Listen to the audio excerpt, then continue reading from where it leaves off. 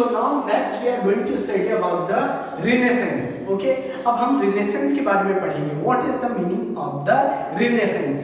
So Renaissance basically means rebirth or revival of the ancient Greek and Rome knowledge. Okay, got it? So ancient Greek and Rome का जो knowledge था उसका revival, rediscovery होना, that is called Renaissance. Okay, so अब ये जो development हुए वो डेवलपमेंट अपनी लाइफ के सभी पार्ट्स में हुए. Okay, be it politics, be it philosophy, be it literature, religion, okay, art, in every field. Okay, there was development, new learning हर फील्ड में डिस्कवर हो रही थी, डिस्कवरी हो रही थी new learning. Okay, so there was new ideas. Okay, नए ideas आ रहे थे एंड जो ये स्कॉलर्स थे basically they were saying that these new ideas, or you can say knowledge, could be used for the benefit of the individual, or you can say benefit of the man. Okay, means इसका मतलब कि ये जो Renaissance हम rediscovery कर रहे हैं जो एंशिएंट ग्रीक नॉलेज का, उससे क्या हुआ, ह्यूमंस की भलाई हो, उसका भला हो, हम उसको पॉजिटिव एस्पेक्ट्स में उसको नॉलेज को यूज कर सकें. सो जितने भी स्कॉलर्स थे, जितने भी लर्नर्स थे, okay, and also they question about the policies and practices of the church. अब मैंने अभी आपको बताया था कि यूरोप की सोसाइटी में चर्चेस का बहुत ज्यादा इंपॉर्टेंट रोल था, बहुत डोमिनेंट रोल था चर्चेस का. एज अ रिजल्ट उससे क्या हुआ, वो लाइफ, एक इंडिविजुअल की लाइफ को हर तरीके से इंटरफेयर करते थे. अगर किसी को बीमारी हो गई तो ये आपने पाप किया इसलिए बीमारी हो गई है, तो आपको क्या करना पड़ेगा, चर्च में जाके गॉड से प्रे करना पड़ेगा, तब जाके आपकी बीमारी ठीक होगी. हर चीज में किसी को रूलर बनना है तो उसको पॉप से परमिशन लेनी पड़ेगी. Okay, means each and every field में दे आर इंटरफेयरिंग.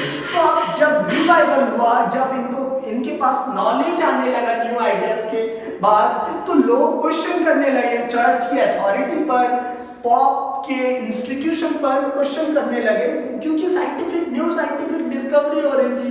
ओके, तो they were not blindly believing on anything. Okay, अब वो पागलों की तरह किसी भी चीज पर बिलीव नहीं करते थे लोग. अब now they started about the new ideas, they started questioning the you can say churches, authority of the pope, and they wanted to know the reason behind it. Got it? So that was Renaissance. Okay, got it? Now next we are going to study about the features of the Renaissance. Okay, what are the features of the Renaissance? First is rationalism. Okay, now what is the meaning of the rationalism? Rationalism means to know the reason behind anything. Rationalism का क्या मतलब हुआ, किसी भी चीज के लिए reason. अब यहाँ यूरोप में क्या होता था, बेसिकली अगर किसी को फीवर आया तो डिवाइन थ्योरी, हर चीज में डिवाइन थ्योरी मींस गॉड की थ्योरी लगा दी जाती है कि आपने कुछ पाप किए हैं तो इसलिए आपको फीवर है. इनडायरेक्टली चर्चेस से और गॉड से रिलेट करके वो क्या करते थे, चर्चेस एक्सप्लॉइट कर रहे थे लोगों को. तो अब लोगों ने क्या किया, बेसिकली रैशनलिस्ट हो गए. They were not accepting anything blindly. आंख बंद करके किसी भी चीज को एक्सेप्ट करने के लिए वो तैयार नहीं थे. Now they wanted to know the reason behind the everything. अगर कोई चीज हो रही है तो ऐसे क्यों हुआ. Okay, got it? अगर मुझे डिजीज हो रहा है तो just because of bacterias, micro organism की वजह से हो रहा है. Got it? So scholars they were rationalist. अब यहाँ जो scholars थे वो rationalist थे, means वो blind believer नहीं थे. Second was humanism. Okay? अब ये humanism में ये जो scholars थे, जितने भी scholars थे, they were not believer on the divine theory. उनका बोलना था कि basically we all are human and we should express ourselves and we should develop our talent and we should live a happy life.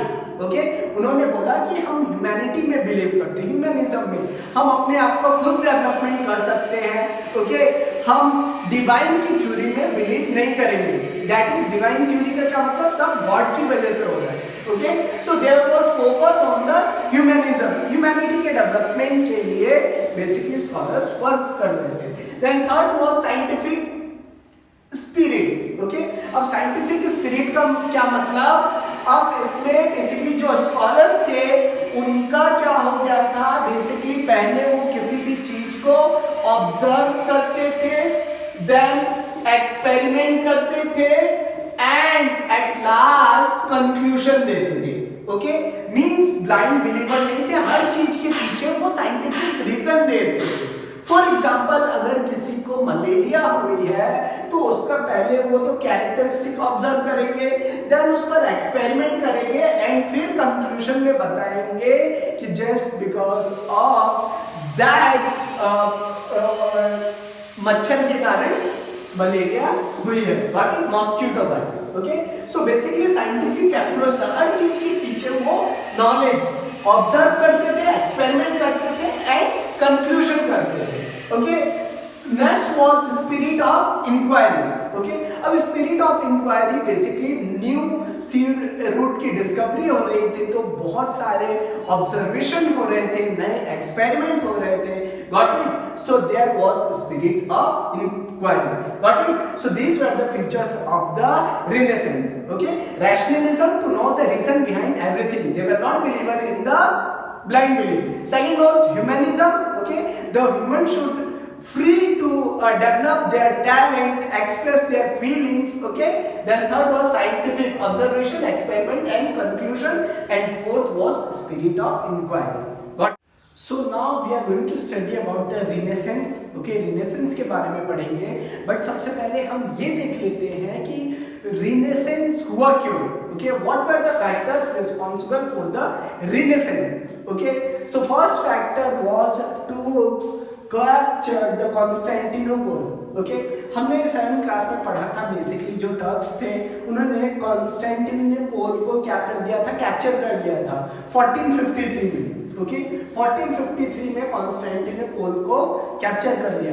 As a result जितने भी Greek scholars थे दे fled from the Constantinople with their manuscript, अपनी manuscript के साथ उन्होंने Constantinople से, that is ये किधर है कॉन्स्टेंटिनोपल, अभी जो इस्तांबुल है ना उसको पहले बोला जाता था। ओके दैट इज टर्की में। तो इसकी वजह से क्या हुआ, जो वहां ग्रीक के स्कॉलर्स थे, जो टीचर्स थे, जो साइंटिस्ट थे और जो स्कॉलर्स थे, वो क्या हुआ, वो वहां से भागकर इटली चले गए। ओके और इटली चले गए तो इटली में क्या हुआ, रिवाइवल हुआ किसका, एंशिएंट नॉलेज का। ओके क्योंकि अब वो पूरा अपना नॉलेज कहाँ यूज करते थे, इटली में। Got it? Second was decline of the feudalism. अब फ्यूडलिज्म जो इकोनॉमिक सिस्टम था उससे वो डिक्लाइन हो गया, तो बेसिकली अब जो लैंड था वो सभी के पास था, इक्वालिटी थी, तो ट्रेड एक्टिविटी इंक्रीज हुई, लर्निंग एक्टिविटी इंक्रीज हुई, लर्निंग में लोगों को इंटरेस्ट आया just because of decline of the feudalism.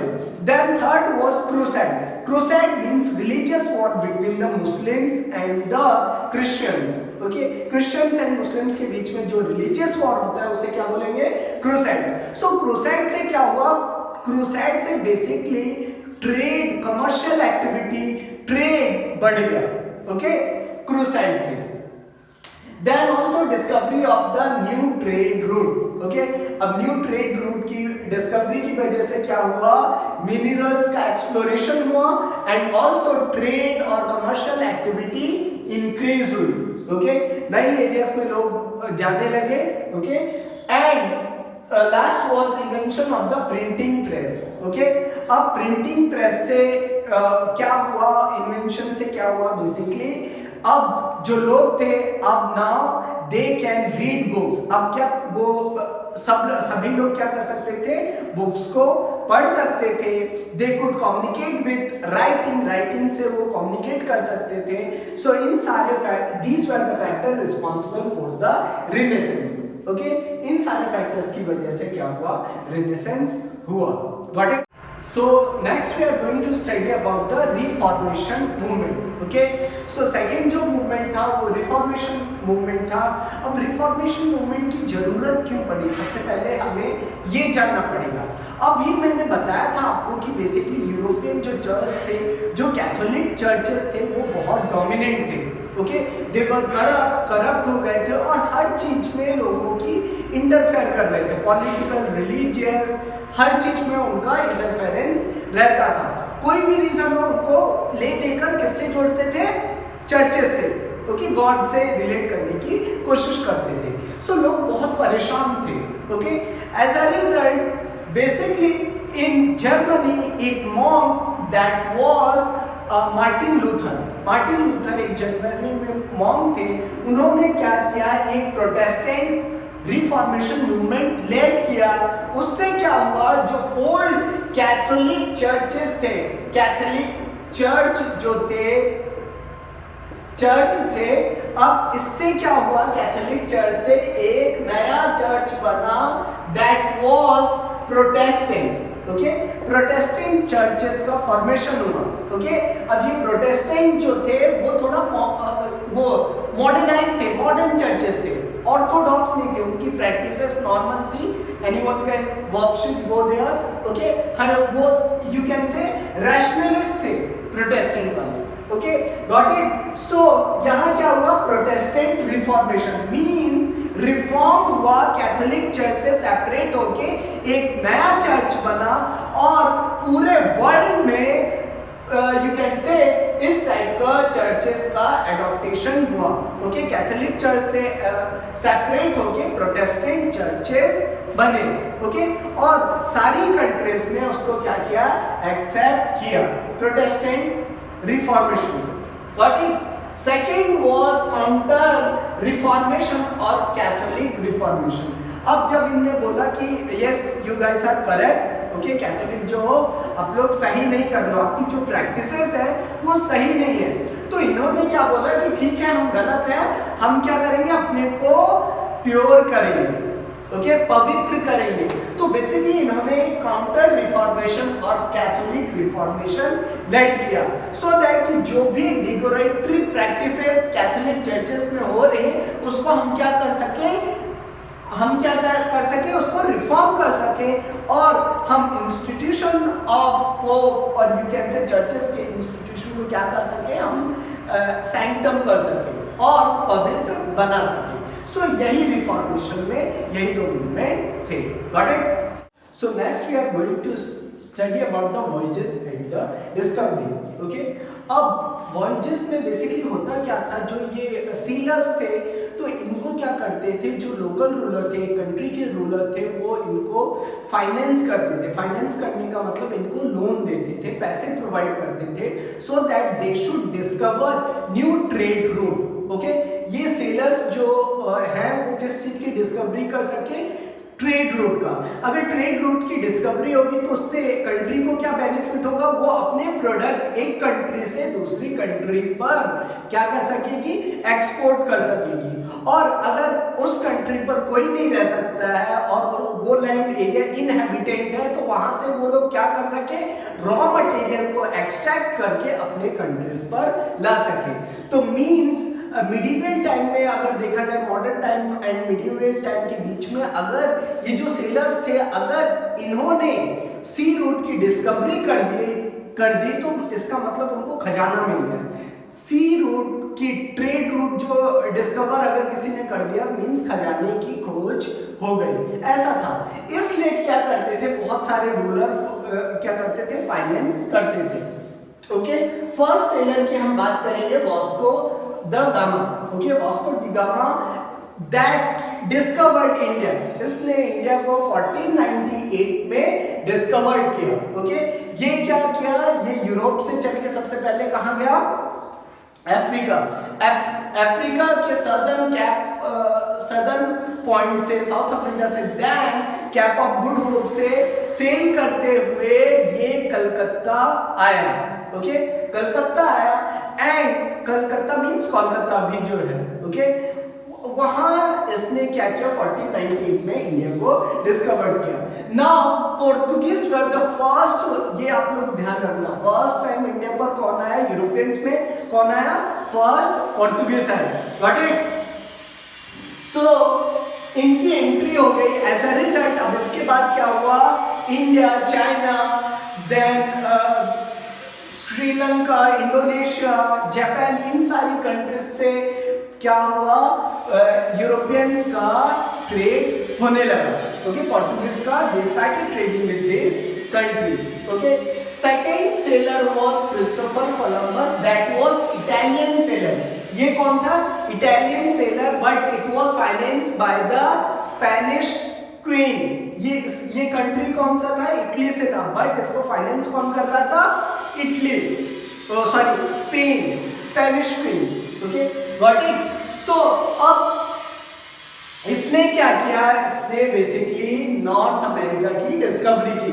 सबसे पहले ये एक वॉयजेस में गया जिसमें इसने सबसे पहले क्यूबा को डिस्कवर किया, southern point of north America को, जो सदर्न पॉइंट है, जो एक क्यूबा एक आइलैंड कंट्री है, ओके, उसको डिस्कवरी। उसके बाद 1492 में इसने किसकी डिस्कवरी की, अमेरिका की। बट उसने जब उस पॉइंट पर वो पहुंचा, नॉर्थ अमेरिका में पहुंचा, तो ये बेसिकली इसने इंडिया नाम दिया उसको। ओके, इंडिया क्यों दिया, बिकॉज ये किसके लिए डिस्कवरी कर रहा था, he wanted to discover India का ट्रेड रूट, बिकॉज इंडिया की मिडिवल टाइम में इकोनॉमी बहुत अच्छी थी, इंडिया के प्रोडक्ट बहुत फेमस थे।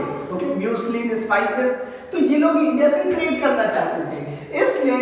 बट इससे क्या हुआ, इसने गलती से अमेरिका की डिस्कवरी कर दी थी, बट नाम क्या रखा था, इंडिया।